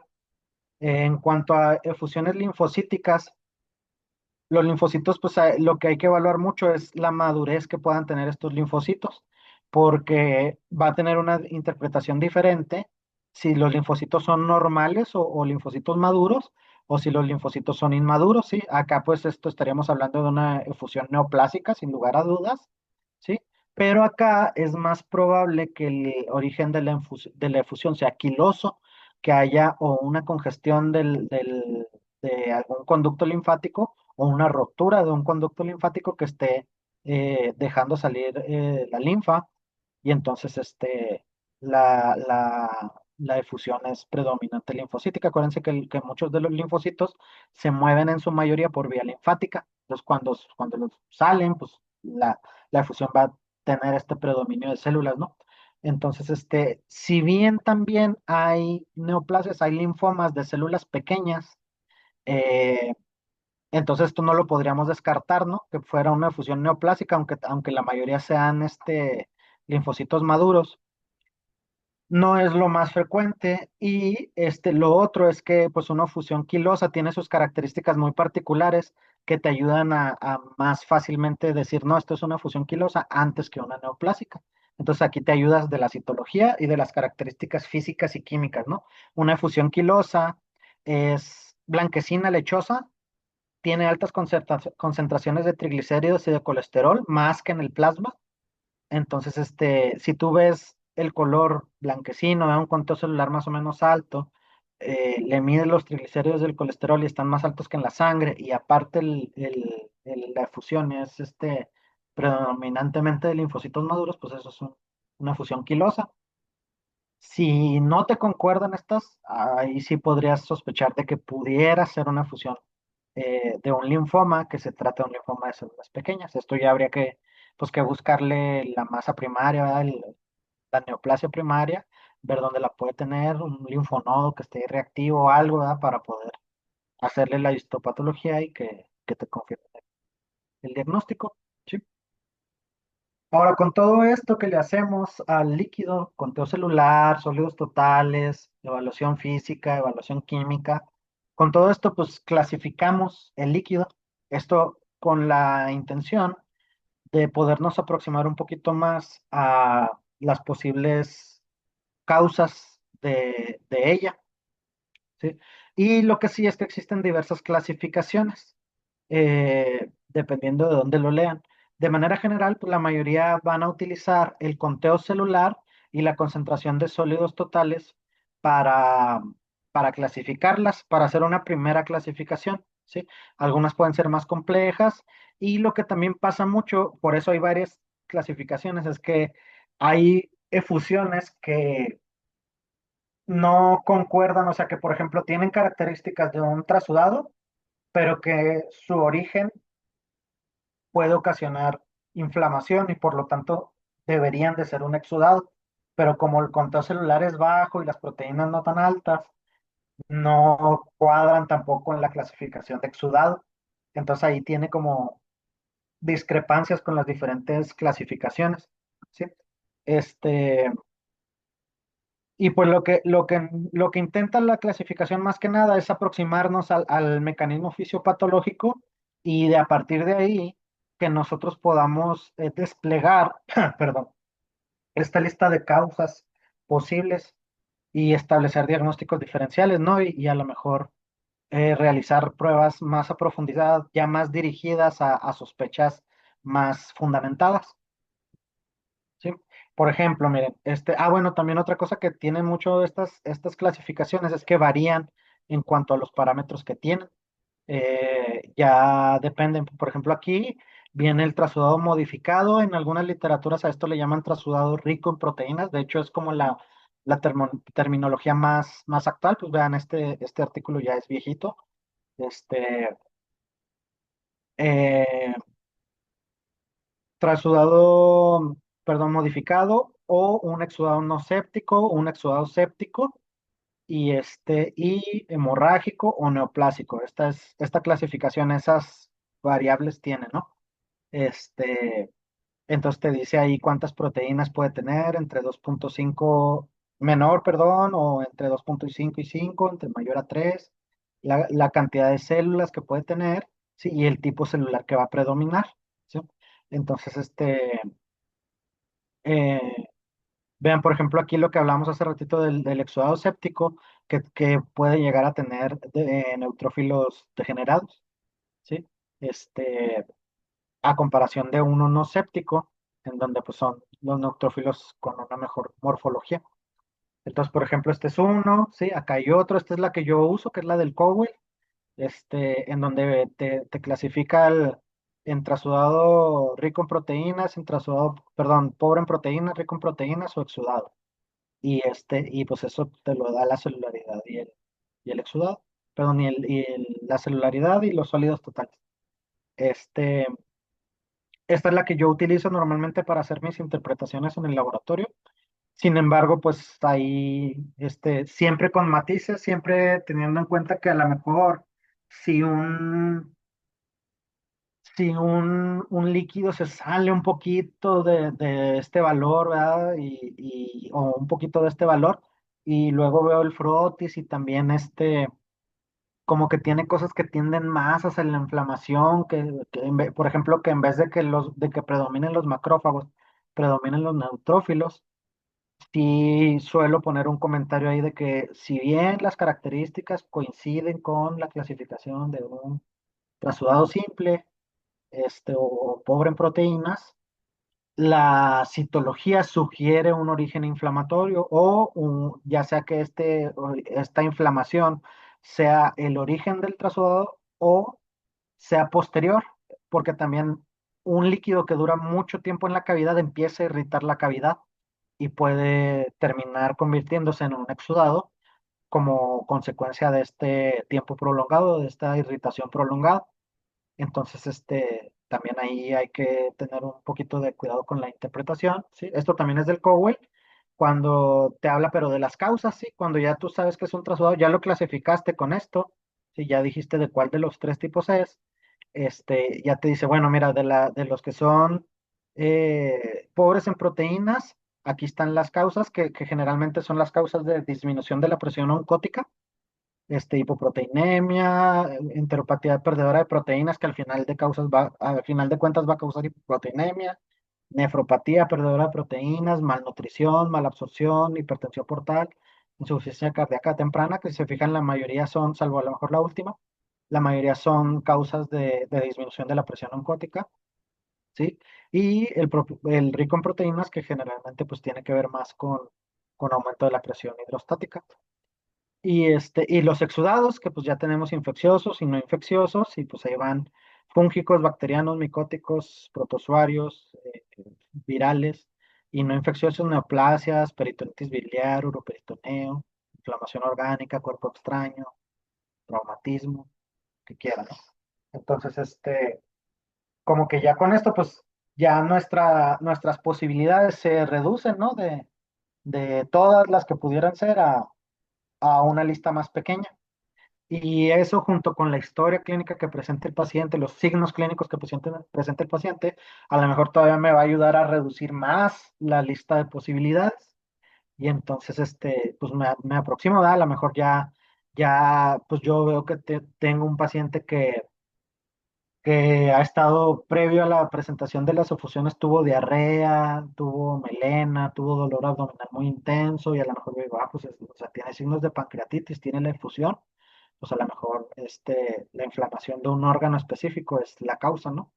Y pues a lo mejor ya le hago una lipasa específica canina al suero y pues ya me sale, o no, y entonces a lo mejor se la tengo que hacer también al líquido. Entonces, pues eso que les digo, la clasificación es como para a apoyarnos y poder decir cuál posible causa no es. Aquí hay otra de otro libro diferente del Raskin, en donde pues aquí tenemos otros tipos, ¿no? Tenemos las tres generales y luego tenemos condiciones específicas y pues ahí están, pero fíjense cómo hay unas o sea, que podría coincidir con el trasudado modificado en algunos puntos, ¿sí? Por ejemplo, sólidos totales, arriba de 2.5 coinciden, ¿no? Densidad urinaria arriba de 1.017 y hasta 1.025 y coinciden. Y el grado variable de conteo también podría coincidir, ¿no? ¿Cuál es la diferencia en una efusión quilosa? Pues lo que decíamos, ¿no? Que tiene un predominio de linfocitos pequeños, mientras que un trasudado modificado suele tener células nucleares. Que bueno, también los linfocitos son mononucleares, ¿no? Pero generalmente son macrófagos los que predominan. Entonces, si se fijan, pues dependiendo de la clasificación, ahí hay diferente. Mi recomendación es que utilicen, pues, con la que se sienten más cómodos, pero que traten de siempre utilizar la misma para tener como los criterios bien establecidos. porque si no, pues van a batallar mucho con la interpretación. Pues yo les digo, yo utilizo la del Cowell, este, para que ustedes sepan, ¿no? Cuando manden un líquido que yo interpreto con esa. Y de repente sí hay líquidos que como que no me cuadran y en el comentario lo verán, que les pondré, no, pues a lo mejor creo que esto también podría tener un origen infeccioso, ¿sí? Y dentro de las causas específicas, pues están las sépticas, la inflamación orgánica, la peritonitis biliar, todas estas que mencionaba esa lista. Y estas también se mencionan específicas porque también tienen hallazgos muy característicos dentro de su análisis completo, es decir, incluyendo evaluación física, química y microscópica, este, que nos pueden ayudar a decir, se me hace que esta es la causa, ¿sí? Y vamos a hablar de cada uno. Por ejemplo, la peritonitis biliar, de esta he tenido un par de casos, pues una cosa que es muy característica de ellos es en la citología. Bueno, para empezar, suelen ser líquidos amarillentos, ¿sí? Desde que lo estás viendo, amarillo. Y cobra mayor importancia si también mandaron la sangre, pues a mí a veces me pasa, ¿no? Que me mandan hemograma, química, urianálisis y líquidos. Entonces tengo ahí todo el panel de pruebas y pues yo veo el suero y veo el líquido y si el suero está normal, sin coloración, y el líquido está amarillento, para mí luego ya es, le tengo que hacer bilirrubinas y por el color amarillo otro diagnóstico diferencial sería que fuera peritonitis. eh, Ay, se me fue. Bueno, uroperitoneo, perdón, eso era lo que quería decir, uroperitoneo. Entonces, de entrada, pues a ese líquido le voy a medir bilirrubinas y le voy a medir creatinina para compararlas con la sangre y ver si es uno o es otro, ¿sí? Eso todavía sin ver la citología. Si ya veo la citología y veo la presencia de este pigmento verde, azul, amarillento, sí, que va de todas esas coloraciones, esto es indicativo de pigmento de bilirrubina en diferentes estadios, ¿sí? Puede ser más negruzco, ese mismo pigmento puede ser más oscuro, pues. También depende de la tinción que estemos utilizando, pues se tiñe diferente si utilizas Diffquick, que si utilizas Bright, por ejemplo, o Gemsa o la tinción que quieras utilizar, se observan diferentes, entonces también eso hay que tomarlo en cuenta, ¿sí? Y también estas como manchitas, no sé si logran ver aquí como una nubecita, ¿sí? A esto le llama, en la literatura le llaman bilis blanca, ¿sí? Aquí también hay una, no sé si alcanza a ver, pero también aquí hay una o en mi computadora, no sé si esto es una foto, entonces, eh, también eso es indicativo, ¿sí? Además, fíjense en la población celular, en donde tenemos muchos macrófagos, sí, estos están fagocitando este material, pero también tenemos muchos neutrófilos, lo cual nos indica que esto es una reacción inflamatoria, ¿no? De ahí que sea una peritonitis y la causa de la inflamación, pues es la presencia de bilis, que es irritante para las serosas y pues producen el incremento de la producción del líquido. Entonces, aquí pues tendríamos el diagnóstico prácticamente, o sea, bueno, el diagnóstico del reporte saldría como peritonitis biliar, ya ustedes tendrían que buscar si la causa es una rotura de la vesícula biliar, una obstrucción de la vesícula, una rotura del parénquima, entre otras posibles causas que pudieran, sí, aquí están, ruptura de vesícula, obstrucción, traumatismo, mucosele, inflamación de las vías biliares.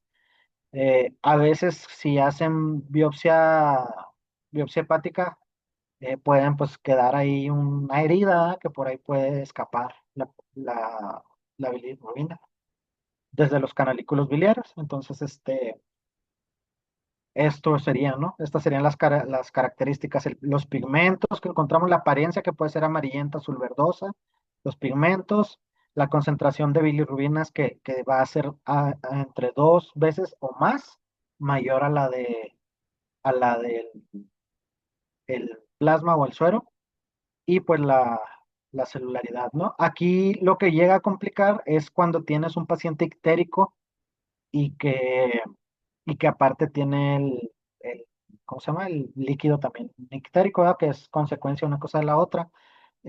Pues ahí cuando mide las bilirrubinas en los dos, salen altas, pero si es biliar, siempre va a estar más alta en el líquido. Hay veces que está como muy, ¿cómo decir? Hagan de cuenta que el punto de corte es no me acuerdo si es 2 veces o 1.5 veces, 2 veces, ¿no? Es que no, aquí no veía, pero 2 veces el valor.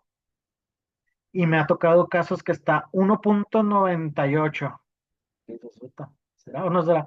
Este, también, o sea, yo ahí pues les recomiendo que de todos modos sí hagan como la búsqueda de estas causas, porque está muy cerquita de sí parecer biliar, ¿verdad? O sea, de sí parecer peritonitis biliar, pues. Entonces sí, sí hay que considerarlo en esos casos, así como que están muy ahí sobre la línea, ¿no? Entre sí y no. En el caso del uroperitoneo, ya habíamos dicho, ¿no? Que pues un diferencial sería el color. Sí, sin embargo, la mayoría de los uroperitoneos, el líquido no tiene color, ya que es más la cantidad de líquido que la de la orina. Entonces, lo que genera ahí es que el líquido sea transparente y pues tú lo ves y generalmente son pocos celulares, entonces pareciera, todas las características de un uroperitoneo son muy similares a las de un trasudado simple o pobre en proteínas. Entonces suelen tener poca celularidad, suelen tener concentración de proteínas baja, y luego cuando los ves en el frotis suelen tener neutrófilos maduros. Puedes llegar a observar lo que les decía, como cualquier orina. Por ejemplo, este es un caso que me tocó allá en Juárez hace unos años, por eso la foto es como está muy fea, fea, ¿no? Pero yo lo evalué el líquido y como que yo, pues no, pues un trasudado simple, que son el tipo de fusión más frecuente, el trasudado simple. Entonces, no, pues no le veo nada raro, hay unos cuantos eritrocitos así. Y andaba viendo la citología y de repente me topé este bichito de aquí, que no sé si lo alcancen a ver bien, pero es un espermatozoide. Entonces, ¿qué tiene que andar haciendo un espermatozoide ahí libre en el abdomen? Y luego ya lo que no me acuerdo es si el paciente era hembra o macho. Yo creo que sí era macho. Pero, por ejemplo, si esto fuera hembra, pues seguro que pues, no es de ella, ¿verdad? Y entonces, ¿cómo llegó ahí? Entonces, por este bichito que vi ahí, un espermatozoide que aparte ni sirve el pobre, ¿verdad? Tiene su cola toda doblada. Este, ya le medí creatinina, o sea, primero como que ni la historia me hablaba de muchas cosas. Ah, no, creo que sí, la historia sí decía algo de que creo que era un gato y creo que estaba obstruido. La verdad es que no me acuerdo bien. No sé si ande por aquí alguien de Jonathan o alguien de esos médicos que me tocó, con los que me tocó ver que pongan ahí si se acuerdan ellos de la historia, porque yo les hablé y les dije, oye, ¿qué tan probable es que esté rota la vejiga de tu paciente? Entonces ya le pasaron el ultrasonido y vieron que efectivamente estaba roto. Entonces, ya, pues ya, fue más sencillo, digamos, ¿verdad? Pero creo que creo que sí la historia era como que estaba obstruido. Entonces, y creo que era gato también por los eritrocitos, como los veo, siento que era gato, pero no estoy seguro. Eh, entonces, pues cosas así, detallitos tan simples como ese, que si pues no te tomas el tiempo de revisar bien la citología, se te pueden ir, porque la realidad es que también fue el único espermatozoide que vi en toda la laminilla. O sea, se me pudo ir, la verdad es que se me pudo ir y pues, no hubiéramos sabido, o quién sabe ya si los médicos después se les hubiera ocurrido, ¿no? Pasarle, que yo supongo que sí, porque generalmente pues es como de rutina, ¿no? Estar ahí evaluando sobre todo a un paciente obstruido, pues que todo ande bien, ¿no? Entonces, pero bueno, el chiste es que sí nos dimos cuenta y que fue el hallazgo de algo que no tenía que andar haciendo nada en el líquido, lo que nos permitió sospecharlo, ¿sí? Entonces, fue la citología, ¿no? Ya después le medí la creatinina y todo, pues sí, ya cuadró mejor, ¿sí? En cuanto a fusiones neoplásicas, pues va a depender del tipo de neoplasia, ¿no? Hay neoplasias que son relativamente sencillas de diagnosticar, como por ejemplo yo, una de las que digo que es muy sencilla es el mastocitoma, cuando está bien diferenciado, súper sencillo identificar mastocitos, pero otro tipo de neoplasias ya se dificulta, ¿no? Vean aquí, pues creo que los criterios de malignidad son marcados, son evidentes, pero si me apuran, esto también podrían ser células mesoteliales muy reactivas, ¿sí? Esta, por ejemplo, de aquí también podrían ser células mesoteliales muy reactivas. Entonces ahí ya hay que empezarnos a fijar en otros detalles que algunas que algunas neoplasias tienen y que nos ayudan. Por ejemplo, estas manchitas aquí como rositas que están en medio de las células pueden ser una ayuda, ¿sí? Otras cositas que podamos encontrar aquí, por ejemplo. Entonces ya ahí hay detallitos de criterios de malignidad, de qué tan bueno sea uno evaluando criterios de malignidad que te pueden ayudar, ¿sí? Y también una neoplasia puede ir acompañada de una inflamación, como esta foto de aquí. Vean cómo hay un montón de células inflamatorias también. Pues también eso considerarlo, ¿no? Que puede haber un componente inflamatorio acompañando a la neoplasia y que no nos distraiga el componente inflamatorio de la causa principal que es la inflamación. Entonces ahí, perdón, la neoplasia. Entonces ahí hay que tener mucho cuidado con eso. Cuando encontramos pues, las bacterias o el agente infeccioso, pues es como lo mejor porque pues ya sabemos qué onda, ¿no? Ahora, sí que hay en algunos casos en que yo les diría que no se queden con eso, específicamente cuando se sospeche de causas intestinales, ¿no? De que se haya roto el intestino o algo así.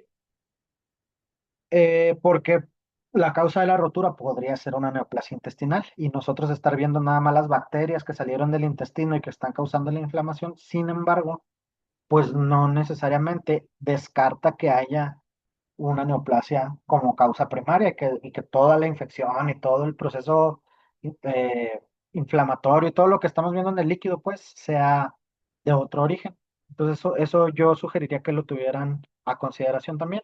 Y vean, todos estos se supone que son neutrófilos, vean cómo están súper feos, ¿no? Que es muy difícil distinguirlos.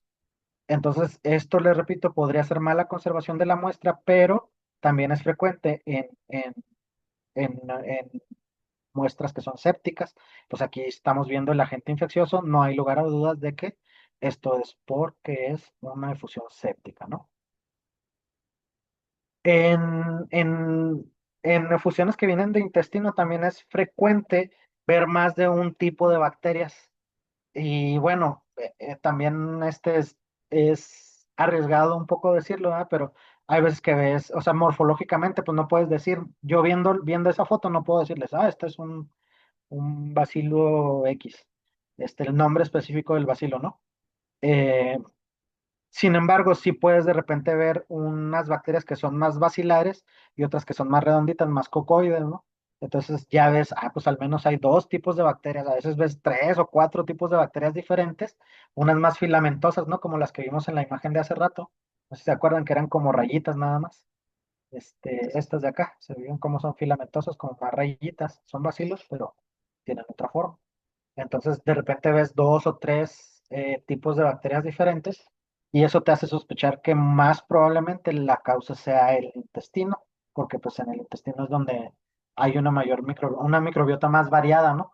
Y entonces es muy probable. Sin embargo, no necesariamente, porque también en vejiga, también en útero, también en otros órganos podemos tener infecciones por más de un tipo de bacterias. Esto, por lo ideal, sería que se evaluara y se hiciera el cultivo y o el PCR, ¿no? Ahora, con el cultivo de este tipo de fusiones, yo sugeriría que a su laboratorio le pidieran un cultivo tanto de aerobios como de anaerobios, porque muchas de estas efusiones suelen ser causadas por bacterias anaerobias, no muchas, pero algunas. Entonces aquí lo que puede pasar es que si ustedes mandan un cultivo rutinario, el cultivo rutinario es para aerobios y les puede salir negativo, aún teniendo ustedes su citología con la evidencia de que ahí están las bacterias, les va a salir negativo el cultivo, pero es pues porque la técnica que se usó para crecer las bacterias, pues no es la adecuada, ¿no? Entonces, se tiene que pedir también un cultivo de anaerobios para llenar todas las posibilidades de que crezca casi lo que sea que pueda haber ahí. ¿Sí? Entonces, ahí esa sería mi sugerencia, que cuando tengan este tipo de fusión, recientemente aquí en el hospital en San Luis nos pasó que yo vi la citología de un líquido y tenía las bacterias, yo vi todo esto que estamos viendo aquí en la imagen, y mandamos el cultivo y nos regresó negativo y yo por lo que creo es porque ya también hay cosas ahí involucradas, ¿verdad? Que pudo haber sido una mala toma de muestra, una mala conservación de la muestra, etcétera. Pero yo lo que creo es que a lo mejor las bacterias eran anaerobias y por eso no nos llegó el resultado que esperábamos. En las efusiones quilosas ya habíamos dicho que pues suelen ser blanquecinas, ¿sí? Y que cuando las centrifugamos pues suele, dependiendo del tipo de lípidos que esté involucrado, pues se pueden separar. Pero pues, la celularidad que va a predominar generalmente es la de los linfocitos maduros y va a haber un que otro por ahí, un que otro macrófago. Este es un macrófago activo. ¿Se acuerdan que les decía que se veía el citoplasma como espumoso, como vacuolado, con muchas vacuolitas chiquitas? Estos dos son macrófagos activos. Sí, este es un neutrófilo. Pues las causas de esto es algo que tenga que ver con las vías linfáticas, rotura u obstrucción. Pueden tener una apariencia blanquecina o rosada porque también llegan a tener eritrocitos. Entonces hace un color como rosita porque la mezcla entre los eritrocitos rojitos y el aspecto lechoso que tiene la efusión quilosa, ¿sí? Y pues a estos se comparan los triglicéridos y el colesterol con los del suero para confirmar, además de la celularidad, ¿no? que podemos encontrar.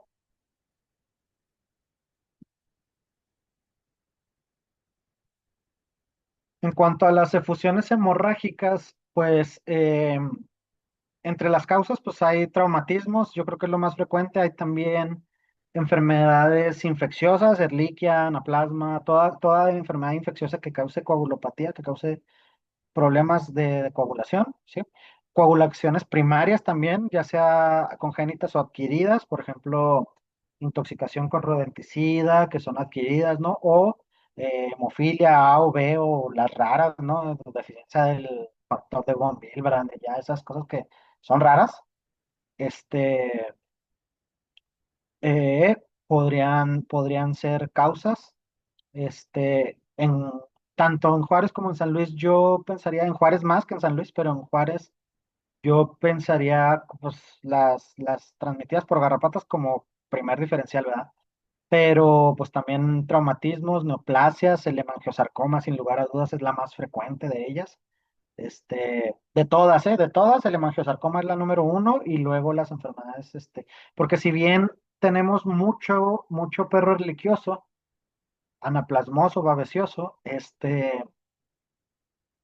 no son tan frecuentes las efusiones hemorrágicas en ellos. De repente, sí, yo he tenido uno o dos que se le asociamos a la erliquiosis como tal, pero la realidad es que no son tan frecuentes. Entonces, sin lugar a dudas, el hemangiosarcoma es la más frecuente de ellas. Quizá el traumatismo ahí le pelea un poquito, pero estos, pues cuando es por traumatismo suelen ser muy críticos y la realidad es que yo no he visto muchas porque estos generalmente pues no me llega la muestra, no me alcanza a llegar el paciente, o sea, a ustedes no les llega vivo, pues a mí no me llega la muestra, ¿verdad? Entonces, por ahí esas. Y la apariencia es, pues, como sangre, o sea, tiene un aspecto igual de rojizo, igual de turbio que la sangre, misma consistencia. Y aquí la prueba confirmatoria es realizar un hematocrito en el paciente, en la sangre del paciente, y un hematocrito en el líquido en donde pues cuando están similares te confirma la hemorragia. Ahora, si la hemorragia es muy aguda, ¿sí? Si apenas está empezando a sangrar, lo acaban de atropellar hace media hora, es posible que nos va a dar como normal, entre comillas, ¿no? Porque apenas está empezando la hemorragia. Entonces, ahí nos puede pasar que el hematocrito de la sangre nos dé, a lo mejor y todavía está normal, todavía no baja, porque apenas está teniendo ¿cómo se llama? La hemorragia. O también nos puede ya dar un poquito más bajo porque ya se está empezando a presentar. eh, sí, pues a disminuir suficiente la pérdida de sangre para que ya lo veamos reflejado en el hematocrito. Generalmente esto pasa en las primeras 2 horas después del evento traumático, del evento hemorrágico. Nosotros todavía encontramos el hematocrito normal y a partir de ahí empieza a bajar, ¿sí? Porque es cuando el cuerpo empieza a redistribuir los líquidos para contrarrestar la hipovolemia y entonces ya empezamos a ver el hematocrito disminuir. Entonces, cuando es muy agudo el traumatismo, no necesariamente se va a cumplir esto de que el hematocrito del líquido y de la sangre sean similares. Aquí la recomendación para buscar una hemorragia activa en una cavidad sería que si ustedes hospitalizan al paciente que recientemente atropellaron y sospechan de que pudiera tener una hemorragia porque tiene líquido, sería estarle haciendo hematocritos continuos, si cada 2 horas o cada 3 horas durante todo el tiempo que pase, ¿no? Y ir apuntando ese hematocrito para definir si va bajando, ¿sí? Ahora, ¿qué otra cosa hay que considerar? Que muchas veces nosotros pues, le vamos a administrar una terapia de líquidos buscando contrarrestar a lo mejor la deshidratación o a lo mejor la hipovolemia y también la terapia de líquidos va a ocasionar una disminución del hematocrito. Entonces, si nosotros hacemos esto, hay que considerar que eh, bien calculada su terapia de líquidos, igual nos va a afectar como 2 o 3 horas la medición. Sí, o sea, sí va a haber una variante entre el hematocrito normal y la administración de terapia de líquidos. Y más o menos a partir de las 3 4 horas ya va a permanecer estable aún con la terapia de líquidos. O sea, va a bajar y ya bajó lo que iba a bajar y ya no va a seguir bajando. Entonces yo tendría que seguirle haciendo 4 6 8 10 horas para seguir confirmando esta curva del hematocrito. Ya sí veo que al principio estaba aquí, bajó un poquito con la terapia de líquidos y luego se estabilizó. Quiere decir que fue la terapia de líquidos la que me disminuyó ese hematocrito. Pero si yo veo que sigue en tendencia hacia abajo, nos habla de una hemorragia activa. Y pues la celularidad que vemos aquí, pues evidentemente va a ser predominantemente de eritrocitos, va a ser como un frotis de sangre, ¿sí? Y vamos a encontrar macrófagos que van a estar fagocitando a estos eritrocitos, eritrofagia se llama esto. Eh, en caso de que la infusión sea más crónica, conforme más crónica sea, esto en una hemorragia aguda no lo vamos a encontrar. Poquito más crónica de 1 o 2 días ya vamos a encontrar esto, ¿sí? La eritrofagia. Y más crónica vamos a empezar a encontrar los macrófagos ya con los pigmentos. Esto es hemosiderina y cristales de matoidina, se llaman estos cristalitos amarillos con forma como de diamantito.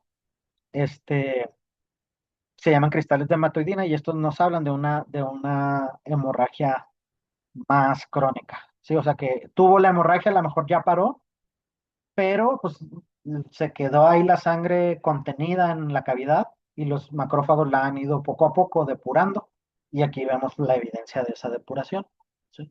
Entonces, incluso puedes llegar a encontrar aquí parásitos hemáticos, ¿no? Como al final de cuentas es una efusión, puedes llegar a encontrar cualquier parásito que encuentres en sangre, lo puedes llegar a encontrar, sí, microfilarias, anaplasma, babesia, ehrlichia, eh, micoplasma, patozón, el que quiera. Entonces, que pues al final de cuentas es indicativo de que la sangre está llegando a esa cavidad, ¿no? Y quizá la más difícil de todas, que es la peritonitis infecciosa felina. Si bien, bueno, para empezar, hay muchas cosas que decir de PIF, ¿no? De hecho, tenemos planeado eventualmente hacer una plática hablando específicamente de PIF, donde todo se trate de fisiopatología y todo esto de cuadro clínico, y luego otra que sea puro diagnóstico, ¿sí? Entonces, eso espérenlo más adelante. Ya de ahorita les diré que el calendario de este año lo tenemos hecho y todavía no está, eso va a ser para el otro año, pero eventualmente vamos a hablar de PIF. ¿Sí? Ahorita lo metimos aquí un poquito para hablar de, pues, cuando tengo un gato que tiene fusión y que la mando a analizar, ¿no? ¿Qué espero para sí sospechar o no sospechar de PIF? Bueno, generalmente, no siempre, que eso es otra cosa, la efusión. Para empezar, hay PIF seco y PIF húmedo, ¿verdad? Entonces aquí estaríamos hablando de PIF húmedo, que sería aquel que sí produce efusión. Y luego, aunque la enfermedad se llama peritonitis infecciosa, puede tener efusión torácica o nada más efusión torácica y no abdominal. Entonces no siempre es peritocal. Y luego las características suele ser un líquido amarillento. Ahora, también muchos de estos gatos que tienen PIF pues ya tienen enfermos tiempo y suelen estar anoréxicos y suelen estar lipidosis, estar cursando con lipidosis hepática. Entonces la ictericia pues complica porque ya no sé yo si es el líquido o es el plasma, ¿verdad? Entonces, la mayoría de los que yo he visto de PIF, también viene ictérico el plasma. Entonces, dificulta, ¿sí? Una característica que sí tienen muy frecuentemente, que tampoco es única de PIF, pero que es muy frecuente en estos pacientes que tenemos altas sospechas, es que tienen altas cantidades de fibrina, lo cual hace que el líquido tenga una consistencia muy, muy particular como de gelatina y que incluso se llegue a coagular. Me ha pasado incluso que me mandan la muestra de líquido así recién tomada a los médicos y para cuando me llega al laboratorio es una gelatina y no hay manera, aunque me hayan mandado 20 mililitros, es una gelatina y yo no la puedo evaluar porque se gelatinizó completamente. ¿Sí? Hay algunas cosas que se pueden hacer como meterla a baño María para que se destruya un poquito el coágulo de la fibrina y poderla utilizar, pero hay veces que es necesario retomar la muestra. También suele tener, si tú la agitas un poquito, se suele hacer espuma por la cantidad tan alta de proteínas que tiene, ¿sí? Y en la química suele tener proteínas arriba de 40 y una relación albúmina-globulinas menor a 0,8. También hay algunos libros que sugieren, que yo sí lo hago, comparar estas concentraciones, sobre todo la relación AG con la del plasma, y suelen estar en ambos, tanto en el suero como en el plasma, disminuida la relación AG. ¿Sí? Suelen tener una celularidad media de entre 2 y 6 por 10 a la 9 por litro, con un predominio de neutrófilos ligeramente degenerados y macrófagos. Y pues otras cosas que podemos hacer para ayudarnos con el diagnóstico de PIF es la prueba de Ribalta, si podemos buscar anticuerpos contra coronavirus, que aquí con un asterisco porque las pruebas de anticuerpos pues detectan el coronavirus y hay que recordar que si bien el coronavirus puede causar peritonitis infecciosa, también el coronavirus no puede ni siquiera ser sintomático y nada más ser portador el paciente. Recuerden que el coronavirus que causa la peritonitis infecciosa es un tipo de coronavirus específico que tiene una mutación en su genoma y que es lo que genera toda la fisiopatología del PIF, ¿sí? Entonces las pruebas, hasta ahorita no hay pruebas en el mercado que nos distingan entre el coronavirus mutado y el coronavirus no mutado. Entonces, cuando podemos hacer las pruebas, ojo, podemos hacer las pruebas, nos va a salir positivo a coronavirus, sin embargo, no quiere decir que el paciente forzosamente tenga peritonitis infecciosa. Quiere decir que estuvo en contacto, y luego aparte, si es prueba de anticuerpos, quiere decir que estuvo en contacto. Vaya usted a saber si todavía lo tiene o si ya no lo tiene o si qué. ¿Tá? Evidentemente, una alta cantidad de anticuerpos, pues indicaría muy probablemente una infección, una exposición reciente al virus. Entonces, podría ayudar, ¿sí?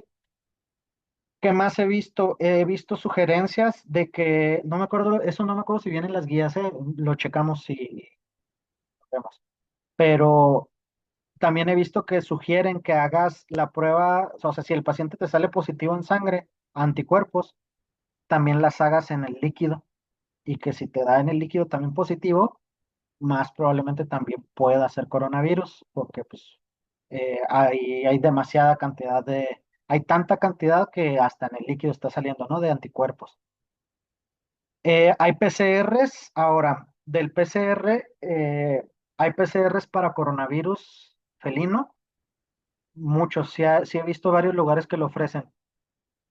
Lo que ustedes tendrían que pedir cuando pidan un PCR buscando sobre todo descartar peritonitis infecciosa, no nada más coronavirus, es que sea el PCR del virus mutado, que eso sí es relativamente nuevo, tiene un par de años apenas que se empezó a publicar esto del fenotipo mutado, y este es un PCR de transcriptasa reversa que al menos yo no conozco un laboratorio en México que ya lo tenga. Seguramente no tardan, pero yo a hoy, si ahorita me pidieran la prueba, yo no se las podría ofrecer en México.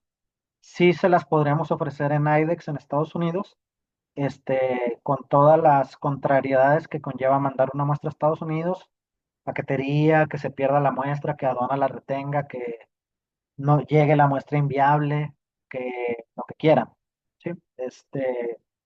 Pero yo hasta ahorita en mi conocimiento solamente sé de IDEX en Estados Unidos, los laboratorios IDEX de Estados Unidos, que la ofrecen.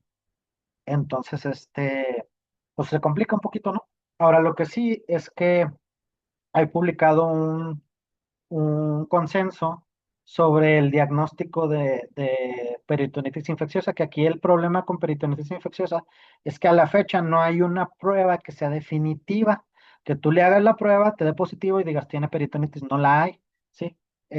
Porque incluso el PCR te dice la presencia del virus, pero si no tiene signos clínicos, pues tiene el virus, pero no ha desarrollado la enfermedad, no es portador y es todo un rollo. Les digo que es muy interesante pero es muy complicado. No, no nos alcanzaría el tiempo para hablarlo ahorita. Entonces, este es un resumen, ¿no? Que viene ahí en ese consenso del diagnóstico de PIF, en donde te sugieren todo un montón de pruebas y te dicen qué resultados esperarías en cada una, ¿no? El conteo celular, en donde te dicen que anemia no regenerativa, con microcitosis, con linfopenia, trombocitopenia y neutrofilia con desviación a la izquierda, hallazgos en la bioquímica, que el principal pues, es la hiperglobulinemia, con la disminución de la relación AG, y puede tener otras anormalidades dependiendo ¿cómo se llama? Del órgano afectado. El AGP, que es una medición específica de una proteína inflamatoria. La prueba de Ribalta en la fusión, lo que podemos hacer, ¿no? La prueba de Ribalta, el conteo de células y la citología. El cultivo bacteriano te tiene que dar negativo porque pues estás descartando causas infecciosas. La relación sólidos totales, perdón, la relación albúmina-globulina en el líquido, que todo esto pues lo hacemos medio de rutina nosotros en el líquido.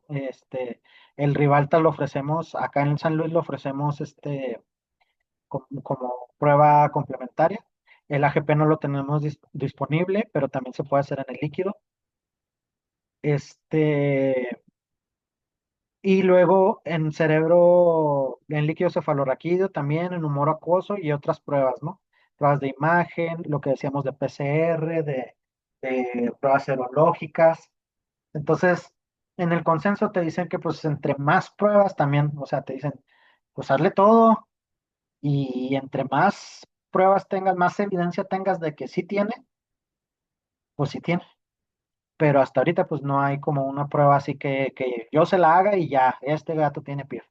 Entonces complica mucho, ¿no? Es de los diagnósticos más complicados. Además hay que aunarlo a la edad del paciente, que también los gatos con PIF suelen ser gatos entre jóvenes y adultos jóvenes, o sea, de edades muy, muy jóvenes. No quiere decir que no le pueda dar a un gato más viejo, pero menos frecuente, etcétera, ¿no? Entonces son un montón de cosas con PIF que les digo, eventualmente hablaremos más extenso de esto, pero que ahorita lo quería tocar, sobre todo lo más clásico, sí, que serían las características del líquido, los hallazgos que podemos tener y otras cosas que ustedes podrían también hacer para ayudarse a sospechar más y casi estar seguros de que sí tiene o no tiene PIF el paciente, ¿no? Y pues creo que ahí es todo. No sé si tengan alguna duda. También antes de que se vayan, no se les olvide por favor poner sus nombres en el chat para que les hagan su constancia, les pasen lista y les hagan su constancia. Y también no se les olvide, si están interesados en las pláticas que ya hemos tenido, tenemos un canal de YouTube, lo iba a poner aquí, se me olvidó, perdónenme. Tenemos un canal de YouTube, luego se los hago llegar también, para que ahí están ya todas las pláticas, ya ahí van a seguir estando todas las pláticas que, que vayamos dando y para que las puedan ver con más detenimiento, ¿verdad? Todo el tiempo que le quieran dedicar y pues cualquier duda que tengan, para la gente que es de San Luis, esos son las dunas de Samalayuca, Samalayuca, Chihuahua, que es un pueblo ahí a un lado de Ciudad Juárez. Y pues, esta es mi perrita cuando estaba chiquita y ahorita pues no está así, ya está más grandecita. Y pues mis amigos de allá, que son de las cosas que más extraño de allá, pero que pues Seguimos siendo amigos, que eso es lo importante. Dudas, comentarios, échenle por favor, los escucho.